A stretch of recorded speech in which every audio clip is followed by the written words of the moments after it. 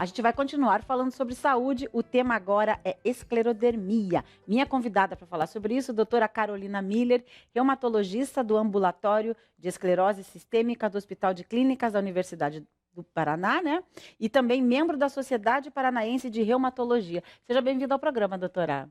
Obrigada pela oportunidade. É um prazer. Muitas pessoas acho que nunca ouviram falar de esclerodermia, ainda não é uma doença tão comum e tão divulgada, né? O que é esclerodermia? Nós temos até uma imagem aqui para a gente começar nossa entrevista, doutora.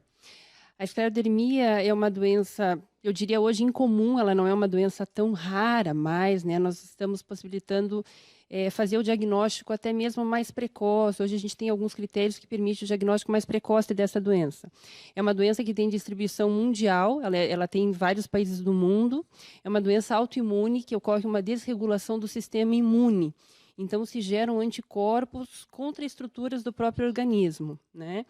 Ela tem distribuição, então, mundial, acomete todas as raças, mas em mulheres em torno da quarta e quinta década, em torno de 50 a 60 anos. É mais comum, então, em mulheres Mais nas nessa mulheres, faixa etária. bem mais comum. Como quase todas as doenças reumatológicas.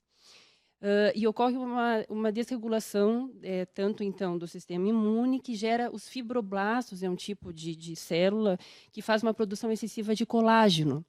E essa produção excessiva de colágeno se deposita tanto na pele como nos órgãos internos, gerando, então, esse espessamento da pele, que é o que mais caracteriza a doença, e dos órgãos internos, gerando complicações. São vários tipos de esclerodermia? Existe a esclerodermia que acomete só a pele, que é um tipo bem distinto, e a esclerose sistêmica, que acomete a pele e os órgãos internos. Qual é a mais né? perigosa, doutora? A esclerose sistêmica, que faz o acometimento dos órgãos internos. né? Ok, a gente vai falar mais sobre esse assunto, mas no próximo bloco continua comigo, porque a gente já volta. Não saia daí.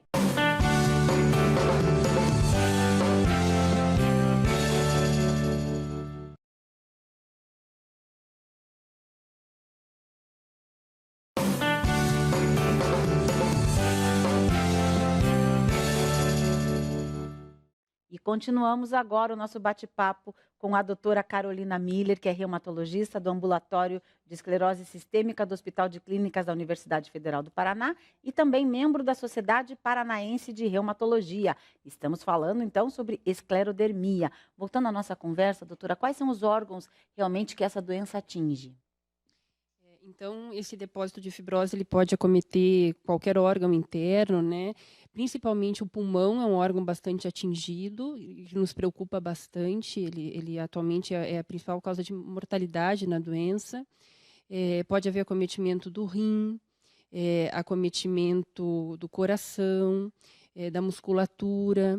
E da pele e também da parte vascular, né? A circulação pode ser comprometida, tanto das extremidades, fazendo um comprometimento da circulação das extremidades, com alteração da coloração das mãos, que é uma manifestação muito precoce, muito inicial da doença, que inclusive existem campanhas de alerta em relação à esclerose sistêmica, então isso a gente faz assim nas campanhas de esclarecimento da doença. Essa manifestação inicial de alteração da coloração das mãos, que a gente chama de fenômeno de Raynaud, principalmente Olha só, no nós frio. temos até mostrando as imagens ali de como acontece realmente no corpo, né, doutora? Essa imagem, ela mostra, assim, principalmente esse acometimento da pele, um espessamento da pele. A pele ela fica mais infiltrada, ela fica mais endurecida, né?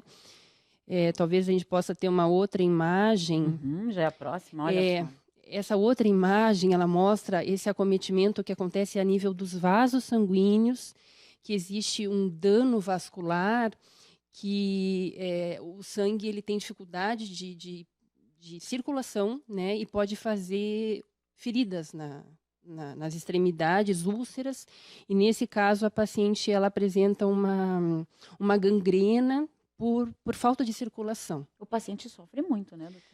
Sim, infelizmente pode haver até amputação digital, amputação do dedo. São casos extremos, não é todo paciente que apresenta Mas são esse. as principais complicações daí, né? É uma complicação grave, né? Por que acontece essa doença?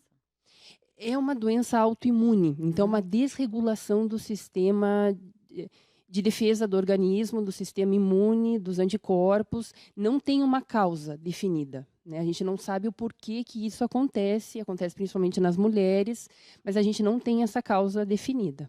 A gente sempre fala, né? O corpo humano é perfeito, tem que estar em equilíbrio. Muitas pessoas, às vezes, a gente tem que fazer a reposição do colágeno, mas o colágeno em excesso também causa essa doença. Nessa doença, então, se geram autoanticorpos que são responsáveis também, que estão envolvidos na patogênese, no desenvolvimento desse quadro de desregulação. Desregulação com a produção de colágeno, desregulação com vascular, que faz essa isquemia, essa falta de circulação, né? E quais são os sintomas a serem Então, observados?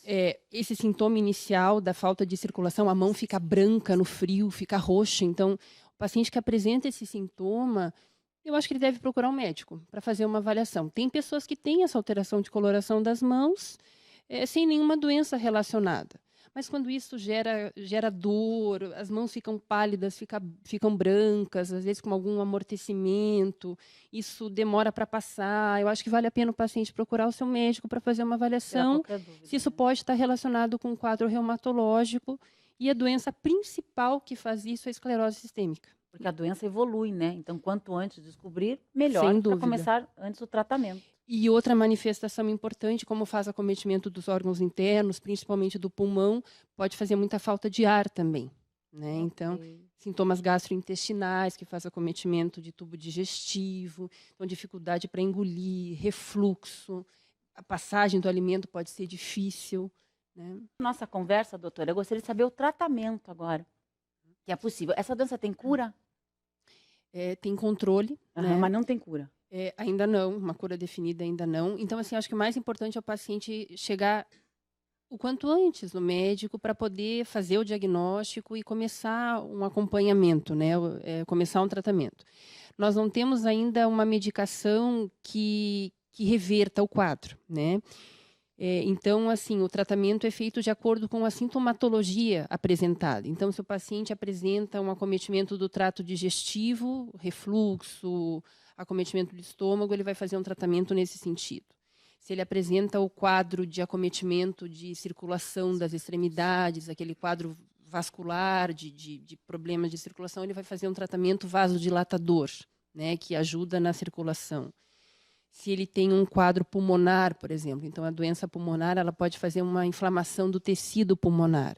Existem medicações que a gente chama de imunossupressoras, muito efetivas, que elas podem impedir a evolução. São muito efetivas. Por isso a importância do tratamento, né, Total. doutora? Porque quanto antes diagnosticada, sem dúvida, a doença ela evolui muito menos, né? sem dúvida. Inclusive na pele a gente pode ter a doença se classifica em esclerose sistêmica cutânea, limitada ou difusa, de acordo com a extensão do acometimento cutâneo. Ela pode acometer distalmente dos cotovelos para baixo, dos joelhos para baixo, quando a gente fala forma cutânea limitada. Ou ela pode ser mais difusa, acometendo tronco, abdômen, que é uma forma um pouco mais intensa. O quanto mais precocemente a gente instituir o tratamento, a melhora, a evolução é melhor. Então, e nós temos tratamentos muito efetivos para a pele, para o pulmão, para essa fibrose que acomete esses órgãos. Para melhorar a qualidade de vida do paciente. Sem dúvida. Então, o paciente ele tem condições de ter uma qualidade boa de vida. Existe prevenção?